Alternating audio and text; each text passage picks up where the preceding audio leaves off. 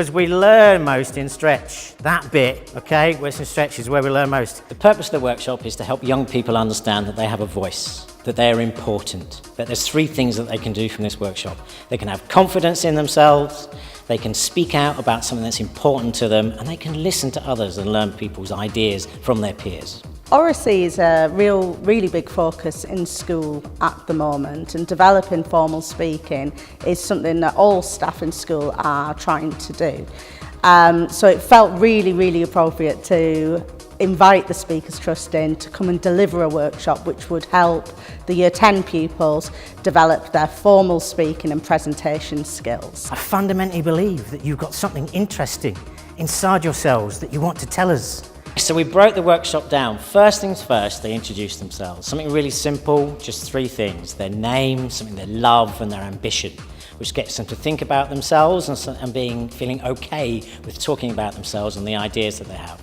The next thing we got them to do was an impromptu speech. So suddenly, in the moment, without knowing what the topic is, they had 30 seconds to follow a framework to give their ideas on a topic that they didn't know and could just speak off the cuff. Then we got them to tell them a story, something personal to themselves, something that they could actually relate to, so talk about some more ideas of their thoughts and their feelings. And then we brought this up into a 90-second speech that had a load of structure to it, where they could expand upon their ideas and they could put both sides to an argument, and they can have a really key positive closing message that they could use to help change people's minds or change the world. And we gave them the I principles of 5 S's. So when you stand up in front of others, you stride, you stand, you smile, you speak, and then you stay to get your applause. And there were a few different tips, tools and techniques we gave them around what goes into a great speech. So in my opinion, what the young adults got out today is that real belief that they matter, that they've got something to say, that people want to listen to them.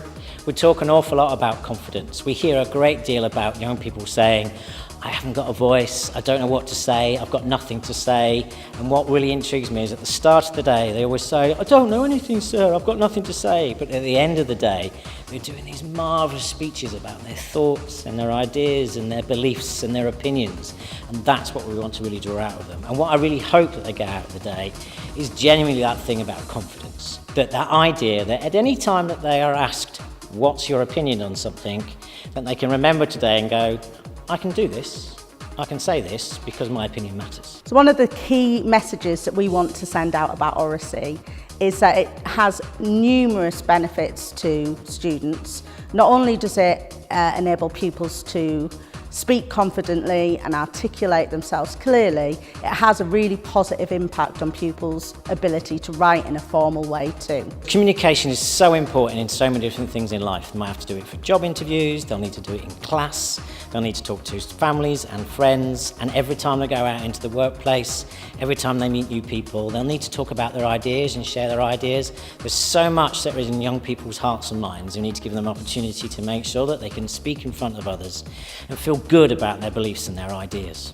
Today I'm going to talk about the disadvantages and advantages of technology. You can't judge someone by just looking at them. I think we should all take a step back. We shouldn't get too carried away with it. Be grateful for what you have. But I feel like there's so many more religions that can be explored. Like, are we even humans anymore? Make this world a better place. You should all be grateful for what you have.